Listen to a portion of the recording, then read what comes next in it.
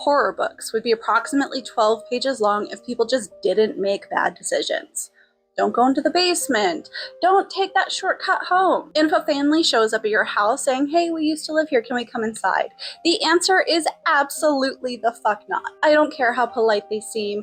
I don't care if it's snowing out. I don't care if the kid looks sad. This is how horror happens. But unfortunately, a book where people have healthy boundaries and a reasonable sense of self-preservation would be incredibly boring. I'm Remy, and this is Siajin Stories, where we pair amazing books with amazing perfumes for a full sensory reading experience. And today, we're using that full sensory reading experience to make terrible choices. I have 3 horror books today that are basically built around the premise of somebody doing something stupid in a book and me going, oh, okay, we're doing this. And I'm pairing each of them with a perfume that makes me feel like I am making a terrible decision. So let's make some mistakes.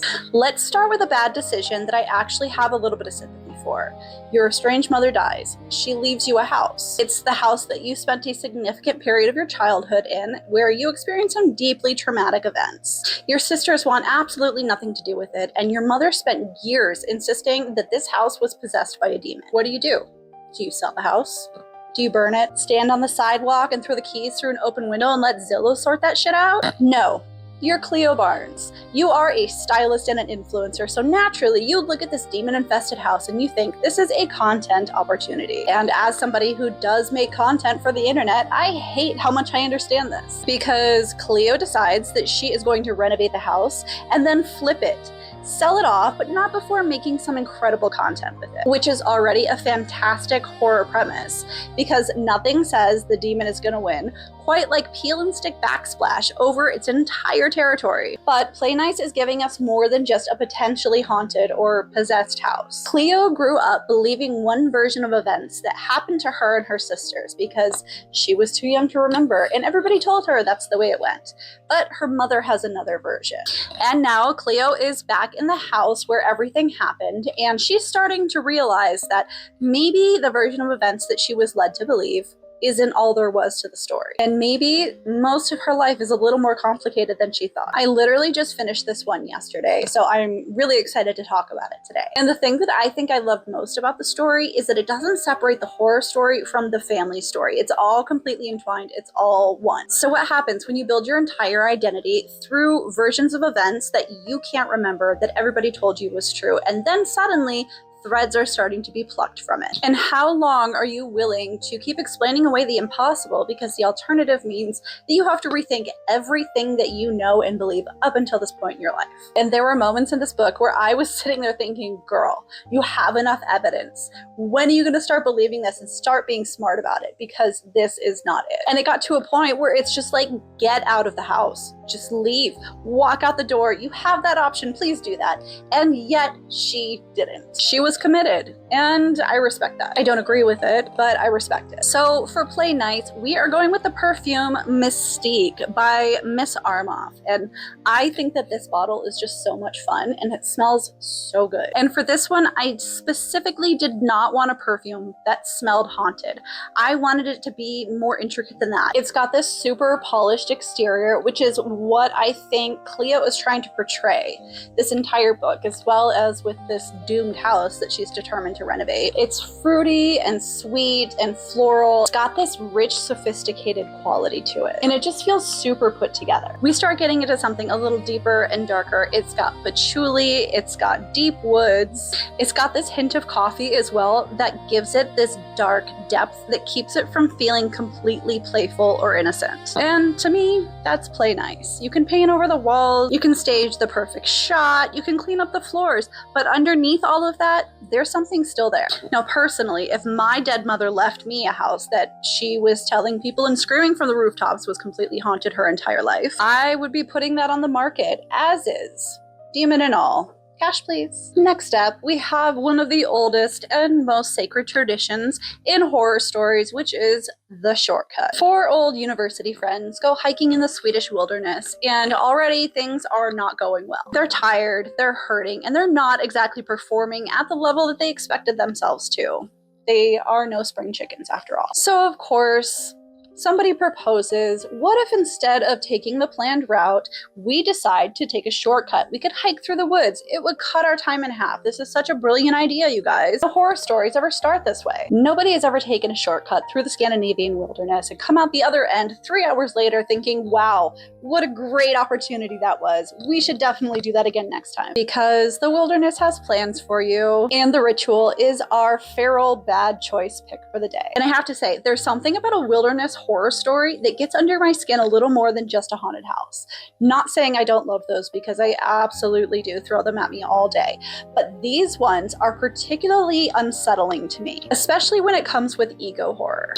There's something incredibly unsettling to me about being in this vast, open territory where you should be free, but you're not, because the forest has you and you don't know if it's gonna let you leave. It's one of those where you walk for an hour and you swear that you saw that rock or that tree already, and you're lost and you have no idea where you're going, and you hear something crack in the forest behind you, and your friend said he saw something moving in the woods, but nobody knows for sure what's going on. And after watching the Blair Witch Project as a kid and reading these types of stories growing up, I prefer to experience nature from a window, thank you. Now naturally, they get to a point where they are just completely exhausted. Everyone is snapping at each other and old tensions start to rise. And they're starting to understand that they may or may not be alone out there. At this point, I think I would start to turn back to whose idea was this? Because these decisions in the moment seem small. We're just taking a shortcut. We're gonna save some time.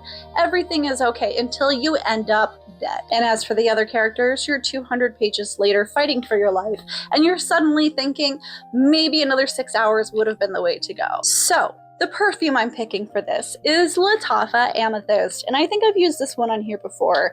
And there is one thing that I want to make clear about this. This is not a perfume recommendation from me. This is something that sets the atmosphere and sets the mood. So this is casting Amethyst, because Amethyst and we are not friends. But sometimes an actor that you absolutely cannot stand is just perfect for the role. And unfortunately, Amethyst got the part. Now this is dense and heavy and earthy and dark, and there is actually a touch of rose to this, but it's not like a fresh rose or a dewy rose or even a jammy rose. It is a dark rose that is growing out of a deep dark wood that is rotting and surrounded by mulch and leaves. But it has this depth. And if you are the type of person that likes oud, if you are the type of person who likes those deep, dark, woody scents, then you'll probably enjoy this one, but not for me. And wearing this one, I think feels kind of like crossing some sort of boundary in the woods, where everything is kind of closing in on you, and it is dense and heavy, and it's weighing on you. And that's exactly what this is. It is almost oppressive. And that's one of the reasons that I don't particularly enjoy wearing this. But for this, it is absolutely perfect. So congratulations, Amethyst. Your personality finally landed you a job. And finally, we need to discuss boundaries, because Eve, sweetheart. No. Eve and her girlfriend have bought an old house that they are fixing up, and one day a man appears at their door and he says, "Oh, me and my family used to live here." Okay. Interesting, cool fact, goodbye now. Except then he thinks that he can ask to bring his family inside and show them around. And Eve just lets them. Have we learned nothing? Do you know how quickly this book would end if I were Eve? It would just be a hi, no thank you, goodbye, shut the door and lock it. I don't care if you lived here. I don't care if you were born in the upstairs bathtub. I don't care if your great-grandparents built this house up with their bare fucking hands. You cannot bring your entire family into my home because you're feeling nostalgic. And I think that the worst thing about this book is that Eve knows this is wrong. She feels uncomfortable. This isn't somebody who is happily skipping towards danger because they are unaware. No, she feels it. She knows this is weird. She knows that she doesn't want these people in her house. She knows that she wants them gone. But Eve, the eternal people pleaser, somehow to her, the discomfort of saying, "That's it, I want you out of my house now," is worse than sitting here entertaining this increasingly bizarre situation that's happening in her home. Which, unfortunately, is how we get horror. Because once this family is inside of her home, things start getting weird. And then they get weirder. And then we stop questioning whether or not these people may be dangerous, because Eve is questioning whether or not any of this is even happening at all. And that is what gets me about this book. Your home is supposed to be the place where you understand everything. You know the rules, you call the shots, you're comfortable there. And you know what the floorboards creaking sound like. You know what the hallway looks like with the light turned on. Until suddenly maybe you don't anymore. And there's something just uniquely terrifying to me about the familiar becoming subtly wrong until it's not so subtle. So onto the perfume. I knew exactly which perfume that I wanted for this book, and that perfume is Anarch. Now, what's fun for me about this one is that I have my own experience with wearing it, and putting it on for the first time, I went through a journey. At first, it started out kind of sweet and fresh, like a clean shampoo. Then there's this subtle green quality from the literal grass note. It felt subtle and familiar and honestly pretty easy to wear. And then it changed. The longer it sat on my skin, the deeper it got, the more bass, woody, earthy, deep notes started coming out. Until the very end, when the dry down started reading almost oud-like to me, but there is no oud in this perfume at all. Which, if you have any experience with this channel at all so far, you know that that is where my fragrance preferences stop. That's where it gets to this territory of, oh no, nope, something went wrong here. And that is the progression that I felt in the book. And We Used to Live Here, there's nothing horribly wrong at first. A man showing up to your house saying he used to live there, okay, nostalgic. Saying he wants to show his kids around, okay, yeah, kind of sweet. But letting them in? No, that's crazy. But I can understand how Eve gets there, and it's so quickly how those things can change. And when it does, you're thinking, how did this get so far away from where we started? And when exactly did this go wrong? And that's kind of my line of thinking with Anarch. So it starts on my skin as somewhat recognizable, and then it turns into a territory that I am unfamiliar and uncomfortable with. No thank you. I don't know how it happened.